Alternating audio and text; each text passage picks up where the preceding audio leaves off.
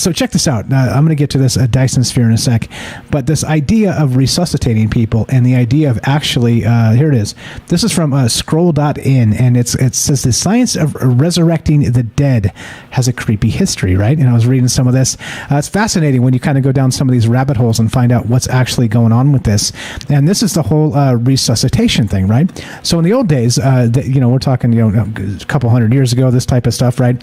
They actually had the idea of death was, well, if you did have this drowning or suffocation sort of situation, you would be dead, right? And again, so back in the 18th centuries, they started to realize that you could actually sort of agitate the body and begin them breathing again, and sort of through through like a natural process, be able to resurrect the dead, right?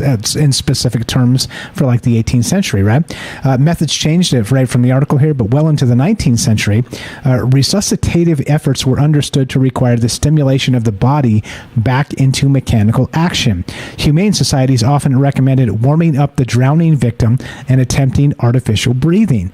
Whatever the method, most important was jump-starting the body machine back to function.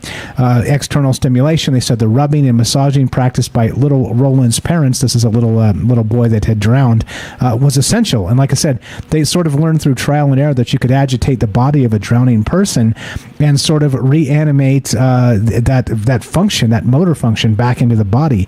They didn't realize it was clearing the airway. They didn't realize it was pumping water out of the lungs and getting the respiration back in and the rest of this. They didn't realize what was actually happening in those terms, but they did realize there was some success. And so this is what I'm saying. In the old days, like the 18th century and even before that, it was not known scientifically, at least we're told, right? Who knows what that actual story goes back thousands of years. But that they didn't know that you would actually have to do this. And here's the one that blowing smoke up the ass, because I thought this was super funny and worth mentioning. It says probably most exciting for the body's interior was the fumigation with tobacco smoke, is what they called, of a drowning victim's colon that humane societies also proposed. Yep. You got it. Good resuscitative efforts demanded the blowing of smoke up an apparently dead person's anus. And there you go, right there in the article. The 20th century, of course, brought potentially fatal hazards, such as just as drownings multiplied by the 18th century because of the increased industrial use of waterways, etc., so on. But then methods changed. Resuscitative efforts are now focused increasingly on stimulating the heart. This might involve manipulating an apparently dead body into a variety of positions. Chest compressions and artificial respiration techniques became increasingly common too. So this is a fantastic article. Check it out.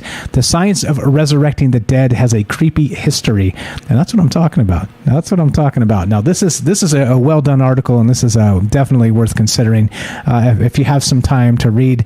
Links in the description down below. I had a good time reading this stuff tonight, learning about a bunch of stuff I didn't know about. Now let's get to a couple things real quick before we finish. We are still taking your calls, 702-957-1037. We'll put you on the show. But check this out. Hang tight, Robert. Let me get to a couple things real quick. Now, this is a wild one. I wanted to shoehorn this in here because this is one of those ones that makes you really scratch your head and wonder what the hell is going on here.